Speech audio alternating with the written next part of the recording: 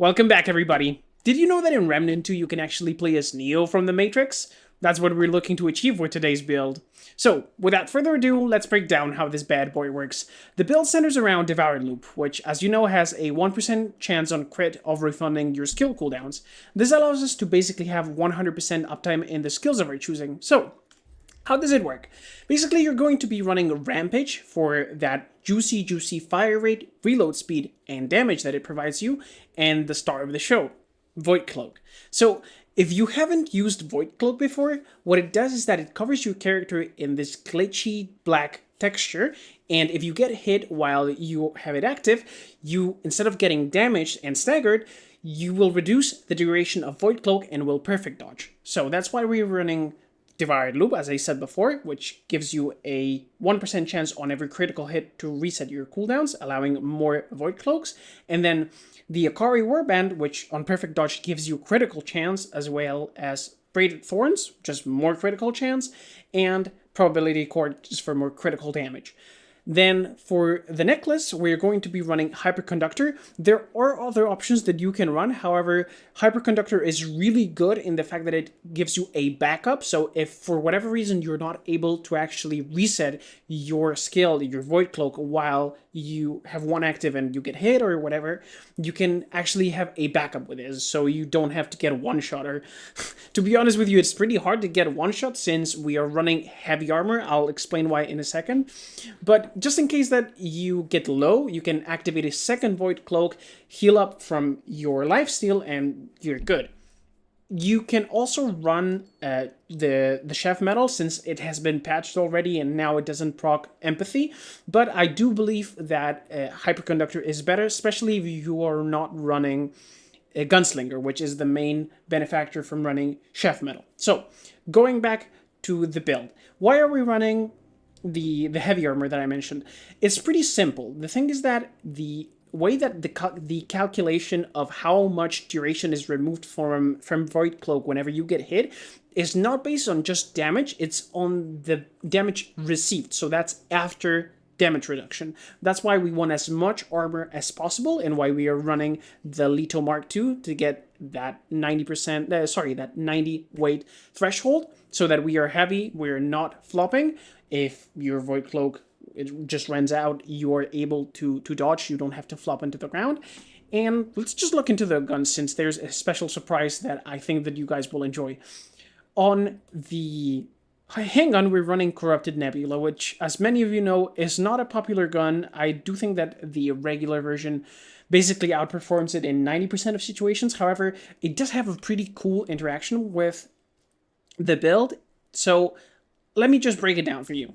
Basically, the way that Corrupted Nebula works is that if you get a weak spot or a kill with it, you will spawn a nanobot. Now, you can detonate them with the mod, but that's not something that we want to do with this build. What we're going to do is that whenever we hit a couple of nanobots, we're going to switch to our second gun, and usually whenever you have a weapon swap, you will cleanse all of the stacks of your previous mutator. However, this, although it happens with Nebula, you are going to be able to restack that momentum onto the main weapon that you're using, so the long gun.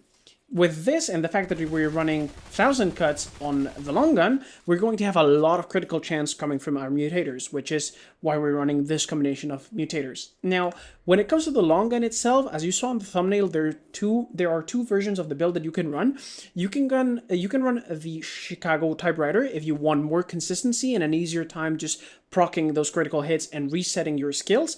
Or if you want to compromise a little bit of that consistency for more damage, you can run the Plasma Cutter. Now, the Plasma Cutter does have more damage, however, basically due to the fact that it has the heat mechanic as well as the fact that it doesn't have infinite range, it won't allow you to reset your skills as consistently. But if that's a trade-off that you're willing to go for, definitely go for it. Like, the damage is absolutely nuts, so just have fun with it and go to town with it. Now, for the Prism, there are two things, or two legendaries that you can run. There are others that you can run that are not as optimal, but when it comes to the quote-unquote optimal choices that we have, there are two of them. So, for the Prism itself, we're going to want a pretty standard Hugs-ish kind of build. So meta, munitions, gunfighter, sniper, just classical stuff. And then for the legendary, there are two that we can go for. We can go for Luck of the Devil, which I'll explain in a minute, or we can go for Sharpshooter, just more damage. It's always good. So since the build is doing like 90%, 95% of the damage that you're doing is actually through your guns, it's a very good legendary to have. If you don't have like Luck of the Devil, definitely go with this. But what Luck of the Devil does is that it provides you with extra percentages when you have to roll for anything that is luck-based. So the monorail self-destruct is one of the things, and then the other thing is, of course, the Devoured loop, which is why we're running this. Basically, I would have to redo my test, but I from what I did for the math that I run, it more than doubles the chance that you have of proccing it. So it's definitely worth having it. So in general, that's the build. I'm going to leave you with a couple of fights. I was lucky enough to get the same boss in 2 of the boss rushes that I got, so that I can compare both of the builds, so the Chicago Typewriter version as well as the Plasma Cutter version, and then just a couple more fights just so that you can enjoy them and see which version of the build you want to go for. So that's it. Enjoy the fights, and I'll see you on the next one.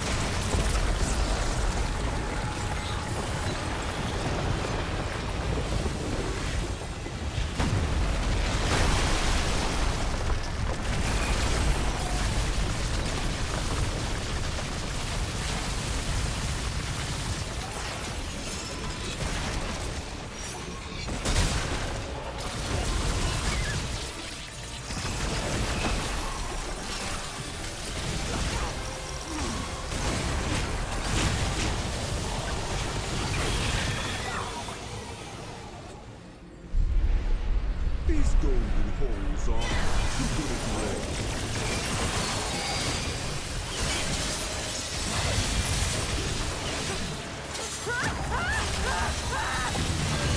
A small sting, very good.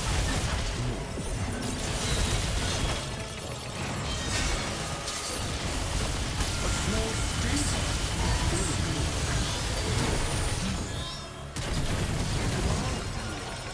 For you are witnessing what we live to see.